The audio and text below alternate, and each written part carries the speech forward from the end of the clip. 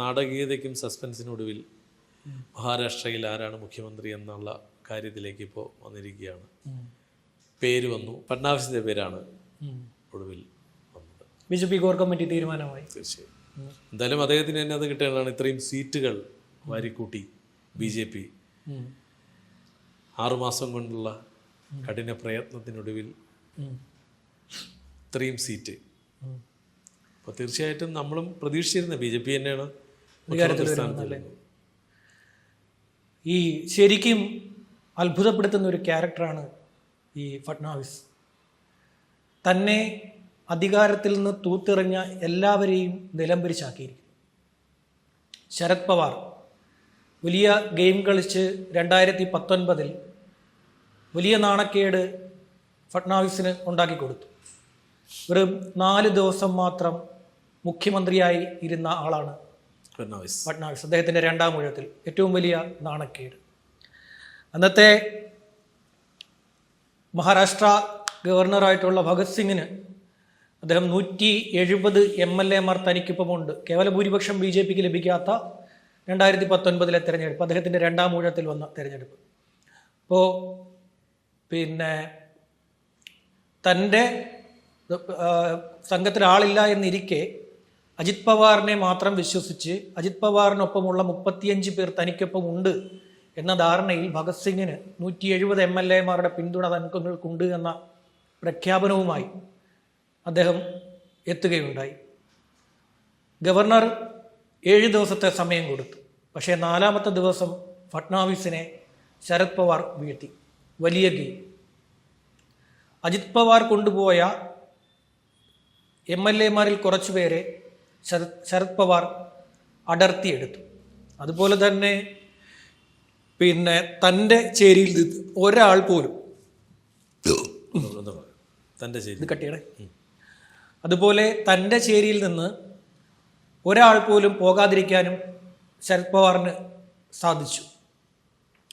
വളരെ പ്രധാനപ്പെട്ട വളരെ രാഷ്ട്രീയ കളികൾ മനസ്സിലാക്കി കുറഞ്ഞ കാലയളവിൽ രാഷ്ട്രീയ കളി മനസ്സിലാക്കി വന്ന ദേവേന്ദ്ര ഫഡ്നാവിസിന് അടിതെറ്റുന്നത് BJP നേതൃത്വം അത്ഭുതത്തോടെ കണ്ടുനിന്നു. അദ്ദേഹത്തിൻ്റെ കഴിവിൽ ഉള്ള വിശ്വാസം BJPക്ക് പോലും നഷ്ടപ്പെട്ടു. അദ്ദേഹത്തെ ഇനി മഹാരാഷ്ട്രയിൽ ദേവേന്ദ്ര ഫഡ്നാവിസിന് ഒരവസരം ഉണ്ടായിരിക്കില്ല എന്ന CM ആയ ഒരു അവസരം ഉണ്ടായിരിക്കില്ല എന്ന് പലരും കണക്ക് കൂട്ടി, വിധി എഴുതി.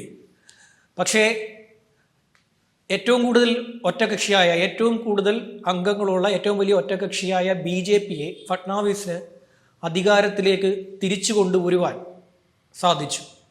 അതിനുവേണ്ടി ഫഡ്നാവിസ് വലിയ കളികൾ കളിച്ചു. മുഖ്യമന്ത്രിയാകാൻ അവസരം ഉള്ള ഫഡ്നാവിസ് ഏക്നാഥ് ഷിൻഡെയെ മുഖ്യമന്ത്രിയാക്കിക്കൊണ്ട്, അതായത് ശിവസേന പുലർത്തിക്കൊണ്ടുവന്ന ഏക്നാഥ് ഷിൻഡെയെ മുഖ്യമന്ത്രിയാക്കിക്കൊണ്ട് ഫഡ്നാവിസ് ഉപമുഖ്യമന്ത്രി സ്ഥാനം വഹിച്ചു. ഒരാൾ രാഷ്ട്രീയത്തിൽ വളരുന്നത് മുകളിലോട്ട് വളരാനാണ് എപ്പോഴും ശ്രമിക്കാറുള്ളത്. തീർച്ചയായും ഫഡ്നാവിസിൻ്റെ വളർച്ച പടവലങ്ങിയ പോലെയാണ് എന്ന് രാഷ്ട്രീയ എതിരാളികൾ പറഞ്ഞു. അതായത് ഏക്നാഥ് ഷിൻഡെയ്ക്ക് മുഖ്യമന്ത്രി സ്ഥാനവും കൊടുത്ത് ഉപമുഖ്യമന്ത്രിയായി പഴയ മുഖ്യമന്ത്രി പോയി ഇരിക്കുന്ന പ്രത്യേക സാഹചര്യത്തെ, അതും BJP ആദ്യത്തെ മുഖ്യമന്ത്രിയാണ്, 5 വർഷം മഹാരാഷ്ട്ര ഭരിച്ച ആദ്യത്തെ മുഖ്യമന്ത്രിയാണ് ദേവേന്ദ്ര ഫഡ്നാവിസ്. അങ്ങനെ ഒരാൾ ഇതുപോലെ ഉപമുഖ്യമന്ത്രിയായി ഏക്നാഥ് ഷിൻഡെയുടെ താഴെ പോയി ഇരിക്കുന്നത് ഇത് അധികകാൽ പോവില്ല എന്ന് എല്ലാവരും വിശ്വസിച്ചു. പക്ഷേ ഫഡ്നാവിസ് കളം ഒരുക്കുകയായിരുന്നു. തീർച്ചയായും ഫഡ്നാവിസ് കളമൊരുക്കി, നല്ല രീതിയിൽ കളമൊരുക്കി. മറാത്ത വാദമുള്ള മറാത്തികൾ ദേവേന്ദ്ര ഫഡ്നാവിസിനെ വെറുത്തു കഴിഞ്ഞു, അദ്ദേഹത്തോടുള്ള രോഷം നിലനിൽക്കുകയാണ് എന്നൊക്കെയുള്ള കഥകൾ വ്യാപകമായി കുബുത്തികൾ പ്രചരിപ്പിച്ചു കൊണ്ടിരുന്നപ്പോൾ അത്തരത്തിൽ ആരെങ്കിലും ഉണ്ടെങ്കിൽ ആ ഒരു കൂട്ടരെ കൂടി തൻ്റെ കൂടെ നിർത്താൻ ഫഡ്നാവിസിന് സാധിച്ചു. അതിൻ്റെ തെളിവാണ് ഇന്ന് മുഖ്യമന്ത്രി പദത്തിലേക്ക് BJP അദ്ദേഹത്തെ ഉയർത്തിക്കൊണ്ടുവരുവാൻ സാധിച്ചത്, കൊണ്ടുവന്നത്. ഒരുപാട് എതിർപ്പുകൾ ഉണ്ടാകാൻ സാധ്യതയുണ്ടെന്ന് BJP പോലും കരുതി. BJP പോലും കണക്ക് കൂട്ടി ഒരുപാട് എതിർപ്പുകൾ ഉണ്ടാകാൻ സാധ്യതയുണ്ട് അദ്ദേഹത്തെ ഇനി മുഖ്യമന്ത്രി സ്ഥാനത്തേക്ക് കൊണ്ടുവന്നാൽ. പക്ഷേ ഒന്നുമില്ല. ഒന്നും സംഭവിച്ചില്ല. ഐക്യകണ്ഠേന തീരുമാനിച്ചു അദ്ദേഹത്തെ ഫട്നാവിസിനെ കൊണ്ടുവരാൻ. ഇദ്ദേഹം നാഗ്പൂരിലെ RSS കുടുംബത്തിലെ അംഗമാണ്.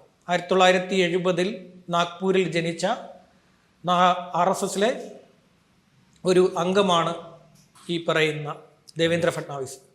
ഫട്നാവിസിൻ്റെ ഒരു പ്രത്യേകത, അദ്ദേഹം കുട്ടിക്കാലം മുതൽ രാഷ്ട്രീയം തുടങ്ങി. 44-ാമത്തെ വയസ്സിലാണ് അദ്ദേഹം മുഖ്യമന്ത്രി പദത്തിലെത്തുന്നത്. അതിനു മുമ്പ് അദ്ദേഹം നാഗ്പൂർ മുനിസിപ്പൽ കൗൺസിലിലെ കൗൺസിലറായിരുന്നു. പിന്നീട് മേയറായി. പടിപടിയായിട്ടുള്ള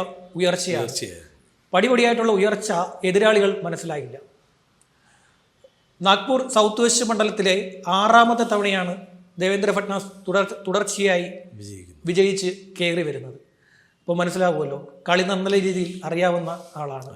അപ്പോൾ ഈ ക്ഷമ എന്ന് പറയുന്ന സാധനം നല്ലൊരു ഔഷധമാണ് എന്ന് ഫട്നാവിസ് തെളിയിച്ചു. തനിക്ക് അന്ന് മുഖ്യമന്ത്രി സ്ഥാനം നിഷേധിച്ചത് കേന്ദ്ര നേതൃത്വത്തിൻ്റെ നിർദ്ദേശമാണ് എന്ന് പറഞ്ഞ് അദ്ദേഹത്തെ അപമാനിക്കാൻ ശ്രമം നടന്നു. അന്ന് അദ്ദേഹത്തെ തകർത്തെറിഞ്ഞ 2019 അദ്ദേഹത്തിൻ്റെ അധികാരത്തിൽ നിന്നും നാണക്കേടിലേക്ക് തകർത്തെറിഞ്ഞു. അതായത് പട്ടിക നോക്കുമ്പോൾ ഇന്ത്യയിൽ ഏറ്റവും കുറഞ്ഞ മുഖ്യമന്ത്രി സ്ഥാനം വഹിച്ചിരുന്നവരിൽ ഒരാളാണ്. ആ പട്ടികയിൽ ഒരാളാണ് ദേവേന്ദ്ര ഫട്നാവിസ്. ആ ഫട്നാവിസിന് ഇനി 5 വർഷം സുഖമായി ഭരിക്കാം. അത് ഇന്ത്യയിലെ ഏറ്റവും വലിയ സമ്പത്തുള്ള സംസ്ഥാനത്തെ, ഇന്ത്യയുടെ ഏറ്റവും വലിയ ബിസിനസ് സാമ്രാജ്യം അതെ നിലനിൽക്കുന്ന തന്നെ അധികാരത്തിൽ നിറക്കാൻ നടന്ന ശിവസേന ഉദ്ധവ് താക്കറെ വിഭാഗം ഇവിടെ ചിത്രത്തിൽ പോലും ശരത് പവാർ ചിത്രത്തിലില്ല, ഉദ്ധവ് താക്കറെ ഇല്ല. പക്ഷേ തന്നെ വിശ്വസിച്ച് കൂടെ നിന്നവരെയൊക്കെ അദ്ദേഹം കൂടെ നിർത്തുന്നുണ്ട്. ഈ BJPയുടെ ഒരു സംഘടനാ സംവിധാനത്തിൽ വളർത്തിക്കൊണ്ടുവരുന്നവർ ഈ പുറത്തു നിന്നുള്ള കഥകളൊന്നുമല്ല. ഇപ്പോൾ അന്ന് അദ്ദേഹം ഇറങ്ങിപ്പോയപ്പോൾ BJP സർക്കാർ നിലംപരിശായി, കൊട്ടിഘോഷിച്ച BJP സർക്കാർ നിലംപരിശായി എന്നുള്ള നാഷണൽ മീഡിയ മുതൽ നമ്മുടെ കേരളത്തിലെ മീഡിയകൾ വരെ എഴുതി. പക്ഷേ BJPയുടെ സംഘടനാ സംവിധാനത്തിൽ വളർന്നു വരുന്ന RSS വളർത്തിക്കൊണ്ടുവന്ന് BJPക്ക് സംഭാവന ചെയ്തിട്ടുള്ള നേതാക്കളെ കുറിച്ച് പഠിക്കാതെയാണ് ഇത്തരത്തിലുള്ള സമയമെടുത്ത് അവർ കളമൊരുക്കും. തീർച്ചയായും ദേവേന്ദ്ര ഫട്നാവിസ് കളമൊരുക്കി, സമയമെടുത്തു. അദ്ദേഹത്തിൻ്റെ നേതൃത്വത്തിലാണ് തെരഞ്ഞെടുപ്പ് പ്രചാരണങ്ങൾ നടന്നത്. അങ്ങനെ നടക്കണമെങ്കിൽ അതിനു മുമ്പ് തന്നെ BJPക്ക് ബോധ്യം വന്നു അദ്ദേഹത്തെ ഏൽപ്പിച്ചാൽ കാര്യം നടക്കുമെന്ന്. അവിടെ ഈ പറയുന്ന കർഷക പ്രക്ഷോഭവും കർഷക പ്രതിഷേധവും ഒക്കെ ഉണ്ടെന്ന് ഇവിടുത്തെ ആളുകൾ പ്രചരിപ്പിച്ചു. മാധ്യമങ്ങൾ പറഞ്ഞു ഭയങ്കരമായിട്ടുള്ള കർഷക രോഷം ഉള്ള സ്ഥലമാണ് മഹാരാഷ്ട്രയിൽ ഒന്നും നടക്കാൻ പോകുന്നില്ല. ഉദ്ധവ് താക്കറെ, അടുത്ത കളത്തിൽ ഉദ്ധവ് താക്കറെ മുഖ്യമന്ത്രി അല്ലെങ്കിൽ ബാക്കിയുള്ള ആരെങ്കിലും എന്നൊക്കെ പറഞ്ഞ് വലിയ പ്രഖ്യാപനം, ഇന്ത്യ മുന്നണി എന്നൊക്കെ പറഞ്ഞ് ആലപ്പാടെ ബഹളമായിരുന്നു. പക്ഷേ സഖ്യം. അപ്പോൾ കോൺഗ്രസിന്റെ അവസ്ഥ വളരെ മോശമാണ്. ഇപ്പോൾ അവിടെ കൂട്ടത്തല്ല് തുടങ്ങി. അത് എവിടെയാണെങ്കിലും കോൺഗ്രസ് അധികാരം പ്രതീക്ഷിക്കുകയും അധികാരം പ്രതീക്ഷിച്ച് കോൺഗ്രസിനുള്ളിലേക്ക് കടന്നു വരുന്ന നേതാക്കന്മാരല്ല ഇത് കിട്ടുന്നില്ല എന്നറിയുമ്പോൾ അടിയുണ്ടാക്കും. ഞാനിത് നേരത്തെ ഒരു ചർച്ചയിൽ ഉദ്ധവ് താക്കറെയെ കുറിച്ച് പറഞ്ഞായിരുന്നു. ഉദ്ധവിന് ഇനിയും അധികാരമില്ലാതെ മുന്നോട്ട് പോവുക എന്നുള്ളത് ക്ലേശകരമാണ്, വലിയ ബുദ്ധിമുട്ടാണ്. താക്കറെ കുടുംബത്തിലെ ആദ്യത്തെ മുഖ്യമന്ത്രിക്ക് ഇനിയും അധികാരമില്ലാതെ മുന്നോട്ട് പോകാൻ വലിയ പാടാണ്. അത് സാധിക്കുക എന്നുള്ളത്, അത് കാത്തിരിക്കാനുള്ള ക്ഷമ ഉദ്ധവിനും ഇല്ല. ഉദ്ധവിന് വേണ്ടി ക്ഷമിച്ചുകൊണ്ട് കാത്തിരിക്കാൻ ഇനി ശിവസേനയുടെ അണികൾക്കും ഇല്ല. അദ്ദേഹത്തിന് പറ്റിയ ഏറ്റവും വലിയ അബദ്ധം ഇന്ത്യ മുന്നണിയുടെ നയമല്ല ശിവസേന എന്ന് പറയുന്നത് ബാൽ താക്കറെ വളർത്തിക്കൊണ്ടുവന്ന, അതായത് പ്രാദേശിക വികാരം, മറാഠി വികാരം ഉയർത്തിക്കൊണ്ടുവന്ന ആ ഒരു സംവിധാനം, അത് ഹിന്ദു താല്പര്യങ്ങൾക്ക് ഒപ്പം നിൽക്കുന്ന ഒരു സാധനമാണ്. ഇന്ത്യ മുന്നണി എന്ന് പറയുന്നത് ഇതിന് നേരെ റിബലായിട്ട് നിൽക്കുന്ന ഒന്നാണ്. ബാൽ താക്കറെയുടെ ഏറ്റവും വലിയ ശത്രു വിഭാഗമായിരുന്നു പാകിസ്ഥാൻ പോലെയുള്ള രാജ്യങ്ങൾ. അത്തരത്തിലുള്ള സംഘങ്ങളോട് ഭയങ്കരമായിട്ടുള്ള എതിർപ്പായിരുന്നു. പക്ഷേ ഉദ്ധവ് ഇപ്പോൾ നിൽക്കുന്ന കളം അതിനൊന്നും ഉപയോഗിക്കാൻ പറ്റുന്ന കളമല്ല. ഇനിയും അദ്ദേഹത്തിൻ്റെ കൂടെ, ഇനിയും അദ്ദേഹത്തെ വിശ്വസിച്ച് നിൽക്കാൻ അദ്ദേഹത്തിൻ്റെ അണികൾക്ക് തയ്യാറായിരിക്കില്ല. അതുകൊണ്ടാണ് ഏക്നാഥ് ഷിൻഡെയുടെ പുറകെ അവർ പോകുന്നത്. ശിവസേനയിൽ നിന്ന് മാറിപ്പോകാൻ അവർക്ക് സാധ്യമല്ല. എന്നാൽ ഷിൻഡെക്കൊപ്പം നിൽക്കാൻ താക്കറയുടെ തന്നെ ശിഷ്യനാണല്ലോ ഷിൻഡെ. താല്പര്യക്കുറവുമില്ല. അവർക്ക് കൂടെ നിൽക്കുന്നതിന് താല്പര്യക്കുറവുമില്ല. ബാൽ താക്കറയുടെ ശിഷ്യനാണ് ഏക്നാഥ് ഷിൻഡെ.